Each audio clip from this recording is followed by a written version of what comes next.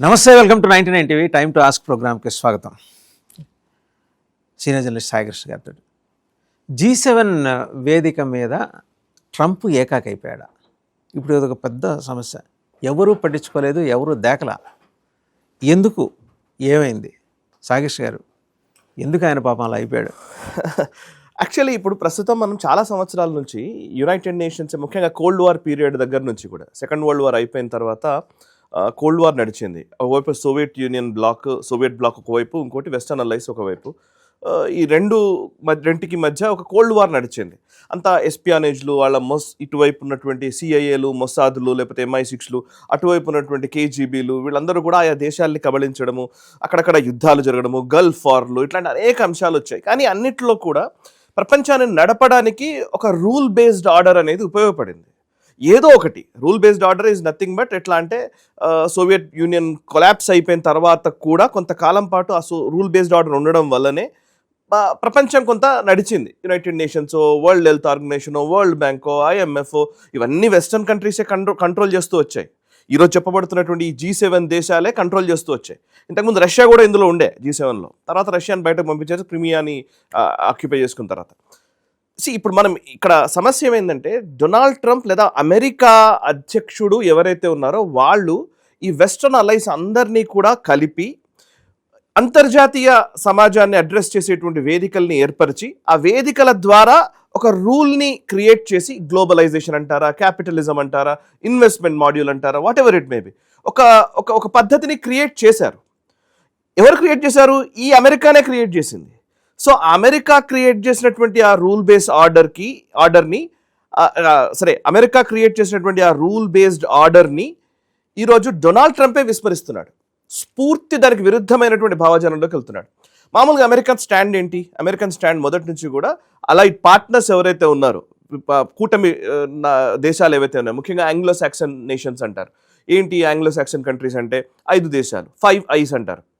America, అటు UK, అటు Australia, New Zealand and ఇటువైపు కెనడా. ఇవి ఆంగ్లో సాక్సన్ కంట్రీస్. ఇంకోవైపు యూరప్ అండ్ అమెరికాకి మధ్య సాన్నిహిత్యం ఉండడం అనేది, ఎప్పటికీ కూడా ఆ సంబంధాలు నెరుపుతూ ఉండడం. ఇందులో మేజర్ అగ్రదేశాలుగా చెప్పబడుతున్నటువంటి ఒక 7 దేశాల కూటమే ఇప్పుడు G7 దేశాల కూటమి. ఇది అమెరికా, ఒకవైపు UK, Japan, Italy, Germany, France, Canada దేశాలు ఉన్నాయి. అంటే ప్రపంచంలో అత్యధిక, ఒక రకంగా చెప్పాలంటే వెల్దీ నేషన్స్, సంపద కలిగినటువంటి దేశాల కూటమి ఇది. ఈ కూటమిలో ఇప్పుడు ప్రస్తుతం జరుగుతున్నటువంటి ఈ G7 సమ్మిట్ ఫ్రాన్స్లో జరుగుతోంది. France host country. ఫ్రాన్స్ దగ్గర నుంచి మిగతా అన్ని 6 దేశాలు కూడా అమెరికాకు వ్యతిరేకంగా ఉన్నట్టుగానే స్పష్టంగా కనబడుతోంది. అందరూ కూడా ఎడమొహం పడమొహంగానే ప్రస్తుతం కనబడుతుంది. ఎట్లా సఖ్యంగా ఉంటారు? అందరినీ తిట్టిపోసాడు కదండి ట్రంప్. ఎగ్జాక్ట్లీ. ఇప్పుడు ఫ్రాన్స్ ఇమాన్యుయల్ మ్యాక్రాన్ని తిట్టాడు, అండ్ ఇప్పుడు ఈ జర్మనీకి సంబంధించిన మెర్జ్ని ఆయన విమర్శించాడు. ఇంకోవైపు UK అయితే UK ప్రధాని కేర్ స్టామర్ని అయితే చాలా చులకనగా మాట్లాడాడు డొనాల్డ్ ట్రంప్. అండ్ అటు కెనడానైతే మీరు 51 రాష్ట్రంగా మీరు అమెరికాలో కలిసిపోండి అని ఒక స్టేట్మెంట్ ఇచ్చాడు. ఎందుకంటే ఆ దేశపు సార్వభౌమత్వాన్నే ఈయన ప్రశ్నించాడు. మార్క్ కార్నీని విమర్శించాడు. సో ఆల్మోస్ట్ అన్ని దేశాధినేతలని కూడా ఈయన విమర్శిస్తూ వచ్చాడు. నాటో దేశాల కూటమిని ఆయన అసలు ఒక పిరికి పందలు అన్నాడు. సో ఏ నోటికి ఏదొస్తే అది మాట్లాడినటువంటి డొనాల్డ్ ట్రంప్ గత 6 నెలల్లో చేసినటువంటి వ్యాఖ్యలు, ఆ వ్యాఖ్యల తర్వాత జరుగుతున్నటువంటి సమావేశం ఇది. ఈ సమావేశంలో ఇవాళ డొనాల్డ్ ట్రంప్ ఒంటరిగా కనబడుతున్నట్టుగా అనిపిస్తోంది. అఫ్కోర్స్ ఎస్, అమెరికాకు ఉన్నటువంటి ప్రాధాన్యత ఉంటుంది. అమెరికాకి అగ్రరాజ్యం ఉంది కాబట్టి దాని మీద డిపెండెన్సీ అన్ని దేశాలకు ఉంది. ఈ రోజుకి కూడా ట్రేడ్కి సంబంధించి కావచ్చు, అనేక రకాలుగా ఇచ్చిపుచ్చుకునే అంశాలు ఉంటాయి. కానీ but at the same time Donald Trump విషయానికి వస్తే, వ్యక్తిగతంగా డొనాల్డ్ ట్రంప్ని వీళ్ళందరూ విభేదిస్తున్నారు. సో ఈ రూల్ బేస్డ్ ఆర్డర్ అనేది ఇక రాబోయే రోజుల్లో ఉండబోదు అనేది ఈ మధ్యకాలంలో మనకు అర్థమవుతున్నటువంటి విషయం. వై? బికాస్ ఇంతకుముందు ఎలా ఉండేదంటే, ఏదైనా ఒక దేశం పైన అటాక్ చేయాలంటే, ఫర్ ఎగ్జాంపుల్ వెనిజులా మీద డొనాల్డ్ ట్రంప్ అటాక్ చేశాడు. వెనిజులా అధ్యక్షుడిని తీసుకుని వెళ్ళిపోయాడు. కనీసం ఆయన కూటమి దేశాలైనటువంటి యూరోపియన్ దేశాలతో ఒక్కరితో కూడా ఈ విషయం చెప్పలేదు. తనకు కావాల్సింది తను చేసుకుని వెళ్ళిపోయాడు. అంతేకాదు, ఇవాళ గ్రీన్లాండ్ నాకు కావాలంటున్నాడు. సో దాన్ని డైరెక్ట్గానే ఇప్పుడు యూరోపియన్ దేశాలు విమర్శిస్తూ ఉన్న పరిస్థితి. సో డైరెక్ట్ గ్రీన్లాండ్ నేను తీసుకుంటానంటాడు. క్యూబాని అటాక్ చేస్తా అంటాడు. వీళ్ళు ఎవరికి సంబంధం లేకుండా పోయి ఇరాన్ మీద అటాక్ చేస్తారు. ఇంత జరిగిన తర్వాత క్యూబా మీదకి వెళ్తాడంటారా? వెళ్ళిన ఆశ్చర్యం లేదు. Donald Trump is like Taco అంటారు కదా, Trump always chickens out. So ఆయన ఎప్పుడు ఏం తీసుకుంటాడో ఏం నిర్ణయం చేస్తాడో తెలియదు. ఆయన తీసుకున్న నిర్ణయాన్ని ఆయనే తిరగరాస్తాడు, అది వేరే విషయం. సో ట్రంప్ అనే ఒక వ్యక్తిని దృష్టిలో ఉంచుకుంటే ఇప్పుడు ముఖ్యంగా అమెరికా ఏకాకైతున్నట్టుగా కనబడుతుంది. ఇదే పంథాలో గనక అమెరికన్ పాలసీ ఇట్లాగే కొన్ని సంవత్సరాల పాటు నడుస్తే, సరే ఆయన ఎట్లాగో 2 సంవత్సరాల్లో దిగిపోతాడు, 2.5 సంవత్సరాలు 3 సంవత్సరాలు దిగిపోతాడు. ఆయన దిగిపోయిన తర్వాత వచ్చే రాష్ట్రపతి కూడా, అధ్యక్షుడు కూడా సేమ్ ఇదే పంథాన్ని కంటిన్యూ చేస్తే మాత్రం ఇంకా అమెరికాని మనం వదిలేయచ్చు. అమెరికా కొలాప్స్ని వాళ్ళే రాసుకున్నారని చెప్పవచ్చు. And it will become another USSR. Of course yes, అంతే, నథింగ్ ఎల్స్, వేరే ఏం లేదు. మీరు కరెక్ట్గా చెప్పారు. యుఎస్ఎస్ఆర్ ఎలాగైతే విడిపోయిందో, ఈవెన్ కాలిఫోర్నియా లాంటి రాష్ట్రాలు విడిపోవాలని ప్రయత్నాలు చేసినా ఆశ్చర్యం లేదు. ఎందుకంటే అవన్నీ బ్లూ స్టేట్స్, డెమోక్రటిక్ స్టేట్స్ అన్నీ కూడా విడిపోవాలని ఉద్యమాలు వచ్చినా మనం ఆశ్చర్యపోనక్కర్లేదు. సో అట్లాంటి పరిస్థితే ఉంది వాళ్ళ. సో ఇప్పుడు ఇందులో 7 దేశాల్లో ఉన్న సమస్య ఏంటంటే, ఇప్పుడు జరుగుతున్నటువంటి చర్చల్లో నేను ఇందాక మాట్లాడిన దాని ప్రకారం ఎవరైనా ఎవరి మీదైనా దాడి చేయొచ్చు. ఇంతకుముందు ఇట్లా ఉండకపోయేది. ఇంతకుముందు ఒక దాడి చేయాలి అని అంటే దానికి యునైటెడ్ నేషన్స్ దగ్గర లేదా యుఎన్ఎస్ఏలో ఏదైనా ఒక తీర్మానాలు పెట్టడము, పర్టికులర్లీ ఒక నెరేటివ్ బిల్డ్ చేసిన తర్వాత అటాక్ జరిగేది. సద్దాం హుస్సేన్ మీద అటాక్ చేయాలంటే, ఇరాక్ మీద అటాక్ చేయాలంటే ఒక నెరేటివ్ ఫస్ట్ బిల్డ్ చేసేవాళ్ళు. ఒక సంవత్సరాల పాటు ఒక నెరేటివ్ బిల్డ్ చేసి తర్వాత దాడి చేస్తారు. అండ్ ఆఫ్ఘనిస్తాన్ మీద దాడి చేయడానికి కూడా నేపథ్యం ఉంది. ఏది WTC టవర్స్ని కూల్చడము, అండ్ అమెరికా మీద మెయిన్ ల్యాండ్ మీద దాడి చేశారు, అండ్ టెర్రరిస్టులు ఆఫ్ఘనిస్తాన్లోనే ఉన్నారు, వాళ్ళ మీద దాడి చేయాలి, తాలిబన్లు చాలా నరహంతకులు, నరరూప రాక్షసులు, ఎంత పెద్ద నెరేటివ్ ఒక ఎక్సర్సైజ్ అయిన తర్వాత కానీ అటాక్స్ జరగవు. బట్ ఇప్పుడు అది లేదు. రష్యా ఉక్రెయిన్ మీద అటాక్ చేసింది. సో ఇప్పుడు అమెరికా ఇరాన్ మీద అటాక్ చేసింది. ఏకంగా వెనిజులా అధ్యక్షునే తీసుకుని వెళ్ళిపోయింది. అండ్ గ్రీన్లాండ్ కావాలని కోరుతోంది. మీరు నాకు అమ్మండి, నేను కొనుక్కుంటానంటున్నాడు డొనాల్డ్ ట్రంప్. అండ్ ఇంకోవైపు నాటో కూటమిని తిడుతూ ఉన్నాడు. సరే, ఇది ఇలా ఉంటే ఇంకోవైపు గల్ఫ్ దేశాలు ఉన్నాయి. గల్ఫ్ దేశాలు ఇంతకుముందు అంతా కూడా అమెరికా ఏది చెబితే అది వినేది. అమెరికా కంట్రోల్లోనే ఉండేటివి ఆ గల్ఫ్ దేశాలన్నీ కూడా, సౌదీ అరేబియా, UAE, ఇవన్నీ. వాళ్ళు ఏం చేస్తున్నారు ఇప్పుడు చూస్తే, UAE ఈవెన్ రష్యాతో ఒప్పందాలు చేసుకుంటోంది. ఈవెన్ చైనాతో వాళ్ళు ఫ్రీ ట్రేడ్ అగ్రిమెంట్ చేసుకోబోతున్నారు గల్ఫ్ దేశాలు. ఇటు అమెరికాతో బాగుంటూనే అటు చైనాతో సంబంధాలు నడుపుతూ ఉన్నారు. టర్కీ, నాటో కంట్రీ, రష్యా నుంచి S-400 తీసుకుంటోంది. అసలు సంబంధమే లేదు. ఇవి అసలు ఊహించని పరిణామాలు ఈ గత కొన్ని రోజులుగా జరుగుతూ ఉన్నాయి. టర్కీ లాంటి దేశం S-400 తీసుకోవడం ఏంటి రష్యా నుంచి? అసలు నాటోలో ఉన్నటువంటి దేశం.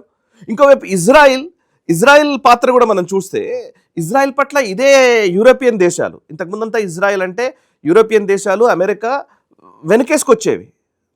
ఇజ్రాయెల్ని నిజంగా ఫస్ట్ నుంచి కూడా వాళ్ళు సపోర్ట్ చేస్తూ వచ్చారు. ఇవాళ ఇజ్రాయెల్కి వ్యతిరేకంగా యూరోపియన్ దేశాలు వ్యవహరిస్తూ ఉన్నాయి. బికాజ్ ఇస్లామోఫోబియా పేరిట అక్కడ ఆ సొసైటీలో ఉన్నటువంటి సమస్యలను బేస్ చేసుకొని పాలస్తీనాకు అనుకూలంగా మాట్లాడుతున్నారు. ఈవెన్ భారతదేశం కూడా ఇవాళ చూస్తే G7 సమ్మిట్లో మనం ఆల్మోస్ట్ మనము చాలా కీలకమైన పొజిషన్ మనం తీసుకుంటున్నాం తెలియకుండానే.